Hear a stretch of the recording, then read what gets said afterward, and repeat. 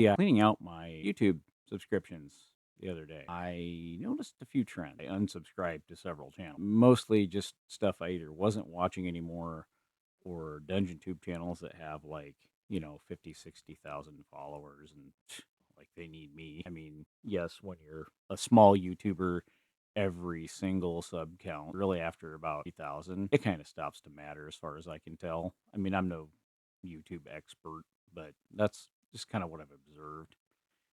Because after you get to a certain size, really the only thing that matters is your view count, your click through rate, and things of that nature that are slightly less obvious, less tangible stats. More behind the scenes type stuff matters.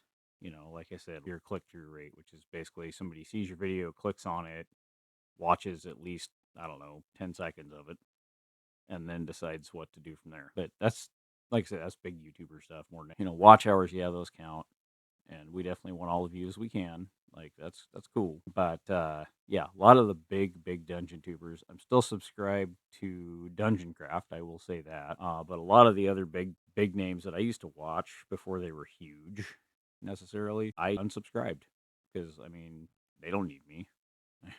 And I kind of need them, but not really. And the other thing I've noticed about the big dungeon tube names is I've seen two kinds. I've seen the first kind, which is the ones that have been around since pre-pandemic days or just shortly into the pandemic days. That, like I said, I watched when they were new. Bob World Builder, Ginny D, DM's Lair, so on and so forth. I unsubbed to most of those. I don't think anyone's going to have their feelings hurt by that or even notice. The other type of dungeon tuber that I've seen a lot of lately, especially since I started finding channels for the OGGM to shout out on Saturday mornings, are these channels that pop up, squirt out a dozen videos, if that, and then suddenly they've got 10K subs and more views than they know what to do with, and they're probably monetized already. Now, I can't see their back end, so I don't know for sure that's the case. That's my guess, because I don't know. It just seems really crazy that a small channel with barely any following prior would suddenly blow up like that. I'm not saying they're doing anything wrong. I'm not saying they're buying views. I'm not saying they're buying subscribers. I don't know. That's none of my business. But point being is, it's just amazing how many channels pop up, make a few videos about Dungeons and Dragons, and then their channel explodes. Crazy. Another thing I've noticed, and these are just observations. These aren't like a criticism or anything. But I've noticed a lot of channels that have like 3 to 5 thousand followers or thereabouts, and they're well on their way to 10K. And yeah, those are the dungeon tubers that are getting convention invites and getting panel invites and getting invited to collaborate with this, that, and the other thing, or they're getting invited to write all or part of a book. Once you've got that, just even that little bit of following going and a little bit of networking here and there, suddenly you're a big time dungeon tuber and you've got all this stuff going on, convention appearances and whatnot. I know there's one guy out there makes about one or two videos a year, as far as I can tell. And then the rest of his money is made off of his convention at the Hobbit Village or whatever the heck it is. Easy money for some people. Would I complain? No. Hey, it ain't like me to turn down money. But at the same time, there's a thing of ethics and of doing things kind of the quote unquote right way. The thing I've noticed too, especially like I said, doing this thing for OGGM on Saturday mornings. Shout out to the OGGM channel link below. I've noticed that there aren't as many channels who do games other than Dungeons and Dragons. And if they do, it's usually some offshoot of Dungeons and Dragons.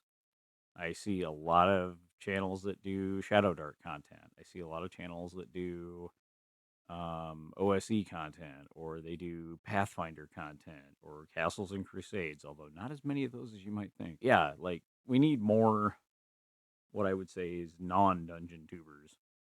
We need more people that are willing to talk about tabletop role-playing games that aren't owned by a large corporation.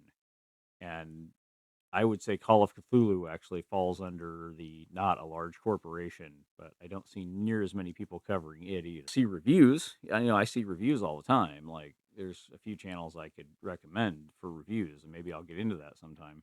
What I don't really see are channels that never really talk about Dungeons and Dragons. I mean, I'm even guilty of that. I still talk about D&D once in a great while. It's not my favorite thing to discuss. It's just usually the biggest elephant in the room, owned by the biggest company in the business. That's, I think, part of why these big dungeon tubers with like 10K plus subs lose me, is because I know they're working for the corporation basically. And I don't see the point, They don't need me to follow them. Now, the little channel that's talking about Free League's, Aliens RPG, or they're talking about Fabula Ultima or Land of Eam, those guys that, especially the ones that have like, 150 to like, we'll say 850 subs, shout out to my friend, the Eclectic Goat, if she happens to hear this. They need all the love we can get.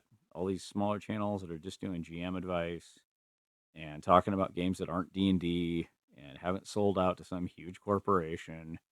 And no, I don't count Free League as a huge corporation. Love Dragonbane and love Two Little Mice. Two Little Mice, you're going to be hearing a lot more about them soon, especially as Twilight Sword gets closer. That's mostly just what I wanted to get on here and kind of ramble about a little bit. Like and support small channels. That's what I'm going to say is, do whatever you can for the small channels. They need all the love you can get. These big guys, they don't care anymore. I don't think a lot of them even know. They've lost the narrative. They've lost track of why they started. They've forgotten how to do a video just for fun or just for free. I don't see that nearly as much anymore out of certain people. I kind of miss the days when, somebody would just get on and talk about world building. It's like, well, here's how to make this more interesting. Here's how to build, a city. Here's how to build a town. Here's how to build a village. Here's how to, do NPCs. Here's, just all those little things that, yeah, I realize we were reading that advice in Dragon Magazine. We were talking about it at convention panels, even at small conventions clear back in the day. I don't want to say anyone can do it, but it's definitely a lot easier to do now that there's been, 50 years of history behind it and all kinds of input from science fiction, fantasy writers, game masters, game designers, you name it, fantasy artists. Yeah, that's it. There's so much more now. It's so much of a richer hobby now because of all the people that came before. Yes, the big dungeon tubers were a part of that, especially during the year of the icky coughs, we'll call it. They certainly kind of blazed a trail. Same thing with we could say about 5e, D&D 5e. You know, from about 2016 on, 2015 on. I think it kind of had to get established there early on, but once it did, it was golden.